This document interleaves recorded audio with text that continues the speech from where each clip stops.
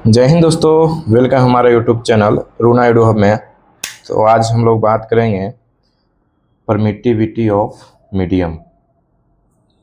Permittivity of medium and relative permittivity के बारे में पढ़ेंगे।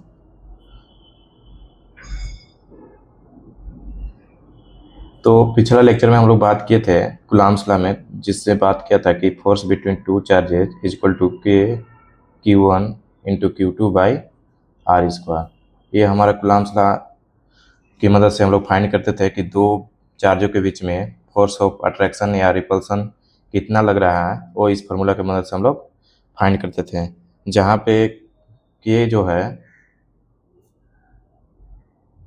डिपेंड्स क्या करता है मीडियम पे, के डिपेंड्स अपॉन मीडियम,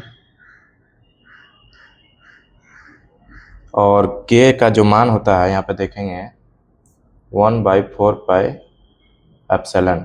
इसको पढ़ते हैं एप्सिलॉन। एप्सिलॉन जो है वो परमिटिविटी ऑफ मीडियम बोलते हैं इसको, permittivity of medium. That means ये हुआ कि जैसे के जो है वो डिपेंड्स क्या करता है मीडियम पर। मतलब अगर मीडियम अगर ज़्यादा रहेगा, कुछ मीडियम रहेगा तो उसका मान क्या बढ़ेगा, और अगर कुछ नहीं रहेगा जैसे एयर होता है या वैक्यूम। अभी एनसीईआरटी बुक में एयर और वैक्यूम के एक ही मान कर लेकर चला है, लेकिन वैक्यूम का मतलब कुछ नहीं होता है और एयर का मतलब जिसमें एयर होगा सिर्फ। और मीडियम जैसे आप ग्लास भी ले सकते हैं या कुछ भी ले सकते हैं, माइका वगैरह भी, तो वो क्या हो गया मीडियम। लिक्विड भी ले सकते हैं, वो एक प्रकार क्या है मीडियम है। तो अब देखेंगे कि K is equal to 1/4 pi epsilon, इसको जो बोलते हैं एप्सिलॉन। तो एप्सिलॉन क्या है, परमिटिविटी ऑफ मीडियम है।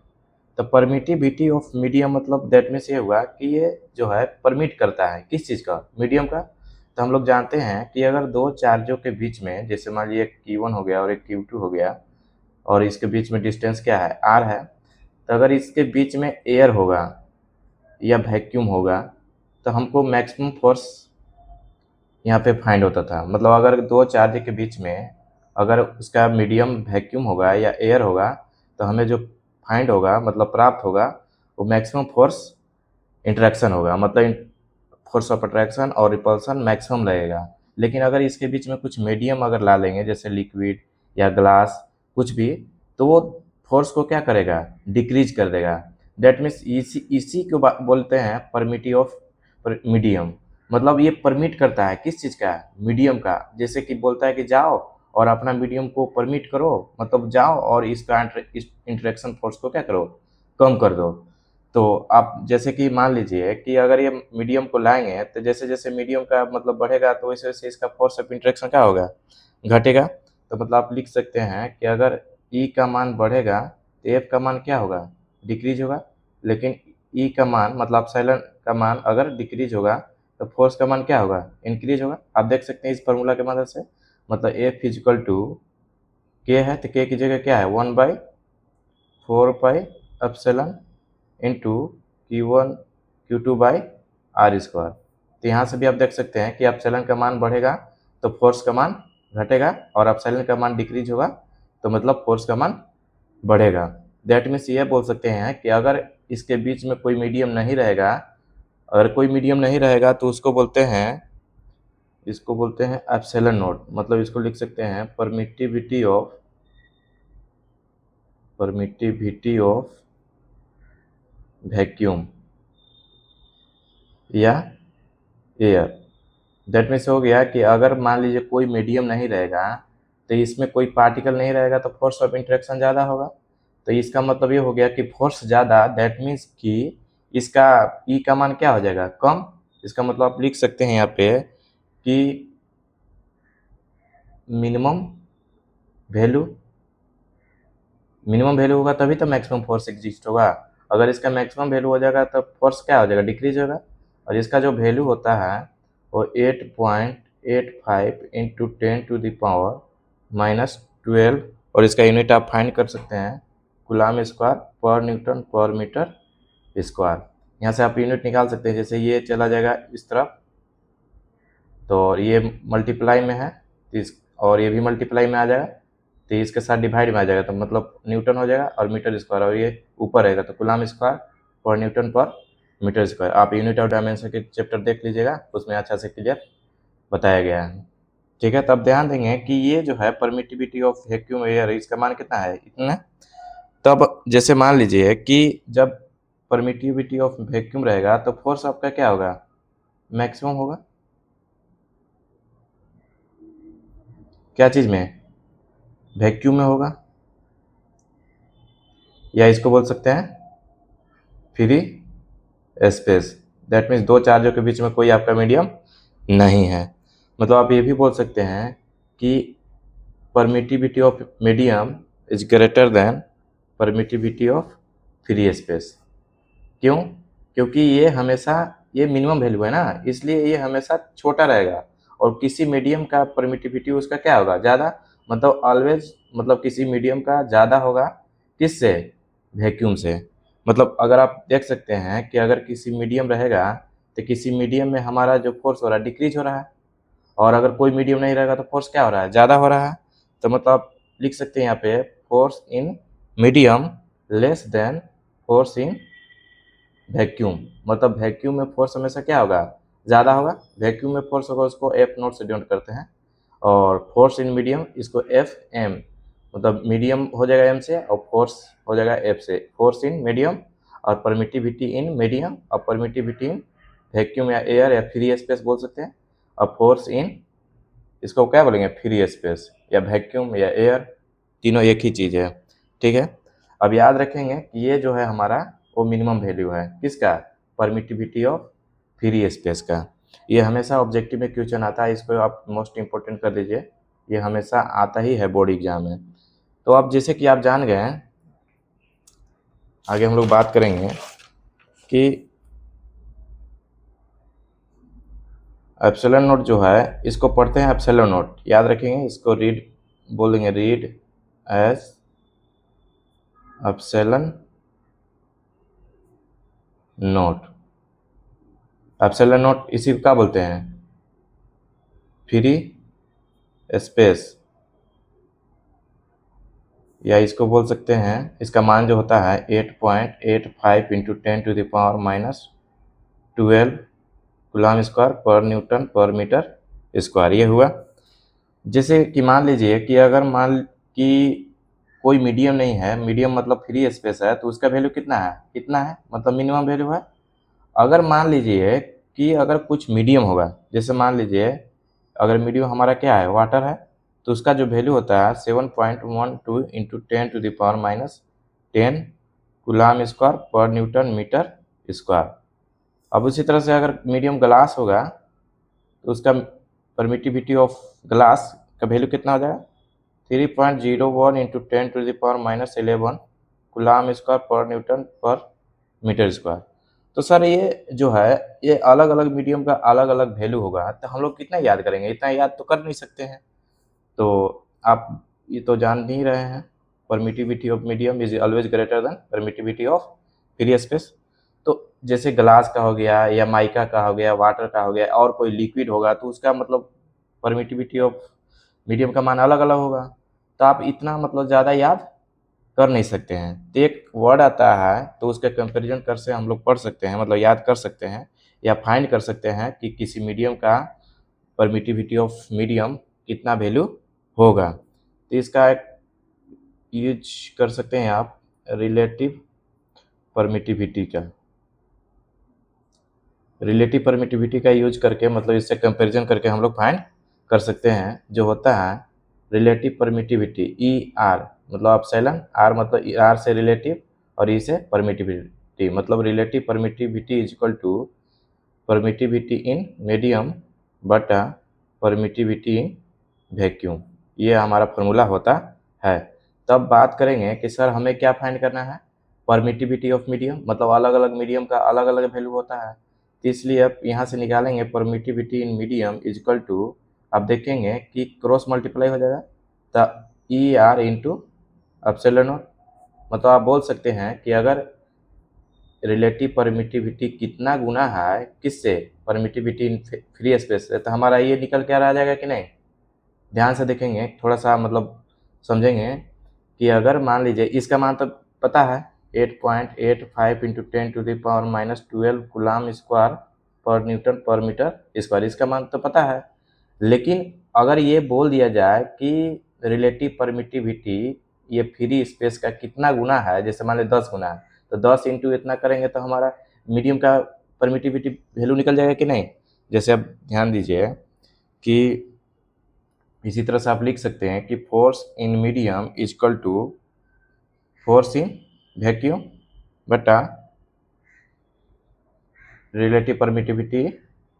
तो जैसे आप क्वेश्चन करते हैं और क्लियर करते हैं, जैसे मान लीजिए रिलेटिव परमिटिविटी, इसको बोलते हैं relative permittivity of water is, लिखिए 81। मतलब ये जो है रिलेटिव परमिटिविटी ऑफ वाटर कितना है 81। तो आप फाइंड कीजिए कि मीडियम का परमिटिविटी कितना होगा। जैसे वाटर का अलग होगा ना उसका वैल्यू, तो देखेंगे कि ई आर का मान कितना है 81, क्योंकि लिखा है relative permittivity of water is 81। मतलब एक मीडियम जो है वो क्या है, वाटर है, जिसका रिलेटिव परमिटिविटी कितना है 81। मतलब E R is equal to 81। और अभी तुरंत पढ़े हैं कि E R is equal to E M by E naught. और यहाँ से क्या निकालना है हमें, इस मीडियम का परमिटिविटी वैल्यू कितना होगा। मतलब ई एम की जगह क्या लिखेंगे, water equal to cross multiply E R into epsilon naught. अब ई आर का मान कितना है 81 और इसका मान पता है 8.85 इंटू 10⁻⁻12 कूलम स्क्वायर पर न्यूटन पर मीटर स्क्वायर, ये इतना वैल्यू है। तो मतलब आप बोल सकते हैं कि रिलेटिव परमिटिविटी कितना गुना है 81 गुना है किसका, ये परमिटिविटी ऑफ फ्री स्पेस का। तो मतलब आप बोल सकते हैं कि अगर मान लीजिए रिलेटिव परमिटिविटी ऑफ वाटर निकल कर आ गया कि नहीं। इसी तरह से आप और भी कर सकते हैं क्वेश्चन, जितना ज़्यादा क्वेश्चन करेंगे उतना ज़्यादा क्लियर होगा। जैसे आप मान लीजिए दूसरा क्वेश्चन ई आर, मतलब relative permittivity of glass is 10। तो फाइंड कीजिए कि इसका परमिटिविटी ऑफ मतलब ग्लास के मीडियम का कितना होगा। तो आप लिख सकते हैं कि E M is equal to E R into E naught. E R का मान कितना है 10 है, तो 10 इंटू ई नोट। मतलब आप बोल सकते हैं कि परमिटिविटी ऑफ मीडियम, मीडियम क्या है ग्लास, ये ग्लास का जो मीडियम है वो कितना गुना है 10 गुना है किसका, परमिटिविटी ऑफ फ्री स्पेस का। तो मतलब ये देख सकते हैं कि अगर मीडियम जो है वो 10 गुना है किसका इतना, तो मतलब आप बोल सकते हैं कि 10 गुना फोर्स को डिक्रीज करेगा। सपोज कीजिए कि अगर मान लीजिए, थोड़ा सा लॉजिक है, कॉन्सेप्ट है, एकदम क्लियर हो जाना चाहिए। ये दो चार्जेज है, एक का नाम Q1 है और एक का नाम Q2 है। अगर आप मान लीजिए यहाँ पे कोई मीडियम नहीं है, मतलब वैक्यूम है, वैक्यूम दैट मीन्स यहाँ पे फोर्स जो है मैक्सिमम फोर्स लग रहा है। अगर मान लीजिए इसमें कुछ मीडियम ला दिए, कुछ मीडियम ला लिए दैट मीन्स फोर्स को डिक्रीज करेगा, क्योंकि जो परमिट कर रहा है अपना ये प्रॉपर्टीज को वो करता है, परमिट करता है। अब परमिट ये बोलता है कि जाओ और इन दोनों के बीच का जो फोर्स लग रहा है उसको कम करके आओ, ब्रेक करके आओ, तो डिक्रीज करेगा। तो जैसे जितना गुना आप मतलब वैक्यूम का जितना गुना आप मीडियम डालेंगे उतना ही गुना फोर्स को डिक्रीज करेगा। मतलब जैसे कि यहाँ पे ग्लास है मीडियम, वो कितना गुना है 10 गुना है किसका, फ्री स्पेस का। तो 10 गुना फ्री स्पेस का है दैट मीन्स वैक्यूम का है। तो 10 गुना अगर डाल रहे हैं इसका मतलब 10 गुना फोर्स को क्या करेगा डिक्रीज करेगा। और यहाँ 5 गुना रहेगा तो 5 गुना डिक्रीज करेगा। इसका मतलब अपोजिट रिलेशन है, यहाँ 10 गुना मीडियम बढ़ रहा है तो 10 गुना फोर्स को भी क्या करेगा डिक्रीज करेगा। यहाँ पे लिख सकते हैं ये हो गया ग्लास का, ई glass is equal to 10 into और इसका वैल्यू रख सकते हैं आप, कोई दिक्कत नहीं है। नेक्स्ट इसी तरह से आप क्वेश्चन कर सकते हैं मान ली रिलेटिव परमिटिविटी ऑफ लिक्विड का ले लिए इज 7, ठीक है। Then E R is equal to E M by E naught पढ़े हैं, और E M is equal to E R into E naught. E R का मान कितना है 7 इंटू कितना होगा एप्सिलॉन नोट। अब समझ में आ गया होगा कि ई एम मतलब permittivity of medium, E medium क्या है लिक्विड, आप लिख सकते हैं यहाँ liquid equal to 7 into epsilon naught, मतलब लिक्विड का परमिटिविटी कितना गुना है 7 गुना किसका परमिटिविटी ऑफ फ्री स्पेस। मतलब आप मीडियम को क्या करें इंक्रीज कर रहे हैं कितना गुना 7 गुना, तो 7 गुना फोर्स को क्या करेगा डिक्रीज करेगा। इन दोनों के बीच में इन्वर्सली का रिलेशन है, मतलब अगर मीडियम का मान बढ़ता है तो फोर्स का मान डिक्रीज होगा, और फोर्स मीडियम का मान घटेगा दैट मीन्स कुछ नहीं रहेगा, तो वो मतलब मैक्सिमम फोर्स होगा लगेगा। मतलब इस तरह से आप फील को समझ गए होंगे। तो आप देखेंगे कि जैसे ये 7 गुना है, ये 10 गुना है, तो फोर्स को उतना ही गुना क्या करेगा कम करेगा। तो मतलब आप यहाँ से लिख सकते हैं कि force in liquid equal to force in free space by कितना 7 गुना डिक्रीज करेगा, तो 7 से डिवाइड कर देंगे, ये हमारा फोर्स का निकल कर आ गया। जैसे मान लीजिए आप रिलेशन पढ़ेंगे 8/2, तो ये कितना गुना है 4 गुना है, तो आप बोल सकते हैं कि 7 गुना जो है कितना मैक्सिमम फोर्स किस में वैक्यूम में उसका डिक्रीज करेगा। आप इसी तरह से इसका भी लिख सकते हैं ग्लास का, मतलब force in medium of glass equal to force in vacuum, maximum force vacuum में लगता है तो कितना गुना कम कर रहा है 10 गुना कम कर रहा है, तो बाई 10।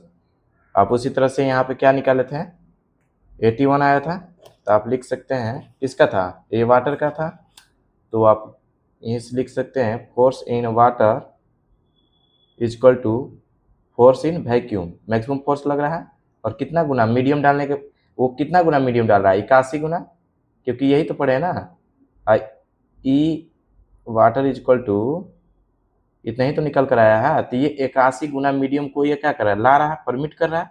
जब 81 गुना मीडियम लाएगा तो 81 गुना फोर्स को क्या करेगा डिक्रीज, और डिक्रीज करेगा मतलब क्या डिवाइड करेगा। ये हमारा रिलेशन निकल कर आ गया। उम्मीद करते हैं कि आपको अब अच्छा से क्लियर हो गया होगा रिलेटिव परमिटिविटी और परमिटिविटी ऑफ मीडियम। तो जैसे कि आप इसी तरह से क्वेश्चन और भी कर सकते हैं, जैसे मान लीजिए या प्रूफ कर देते हैं। सबसे पहला काम हम लोग करते हैं प्रूफ कि आखिर ये कैसे हो रहा है। तो मान लीजिए एक चार्ज Q1 है, दूसरा चार्ज Q2 है, ठीक है। इन दोनों के फोर्स जो लगता है 1/4 अगर मान लीजिए कुछ मीडियम नहीं है एयर है वैक्यूम है, तो 1/4 एप्सिलॉन नॉट हो जाएगा, क्योंकि एप्सिलॉन नॉट को ही बोलते हैं अगर मीडियम जो भी होगा, अगर फ्री स्पेस है तो एप्सिलॉन नॉट, अगर जो भी मीडियम होगा तो EM लगा देंगे इंटू Q1 इंटू Q2/R², ये हो गया। अब देखेंगे फोर्स इन मीडियम, अगर कोई मीडियम ला दिए तो 1/4 EM हो जाएगा, क्योंकि मीडियम यहाँ है, इंटू Q1 इंटू Q2/R²। अब देखेंगे दोनों को डिवाइड करेंगे तो F/FM, और इसी को क्या बोलते हैं आप देखेंगे कि ये क्या है फ्री स्पेस है, क्योंकि एप्सिलॉन नॉट क्या करता है परमिटिविटी ऑफ फ्री स्पेस को डिनोट करता है। परमिटिविटी ऑफ फ्री स्पेस में जो फोर्स लगता है वो क्या लगता है F0, मतलब इसके इक्वल टू आप लिख सकते हैं F0।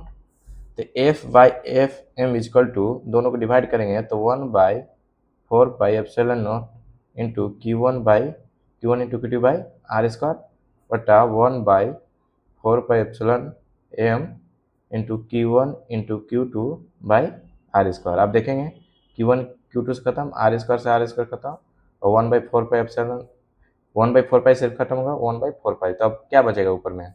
आप देखेंगे कि F इक्वल टू क्या है F0, मतलब force in vacuum by force in medium equal to epsilon not by epsilon in medium, मतलब permittivity in free space, permittivity in medium. अब इसी को क्या बोलते थे हम लोग, रिलेटिव परमिटिविटी।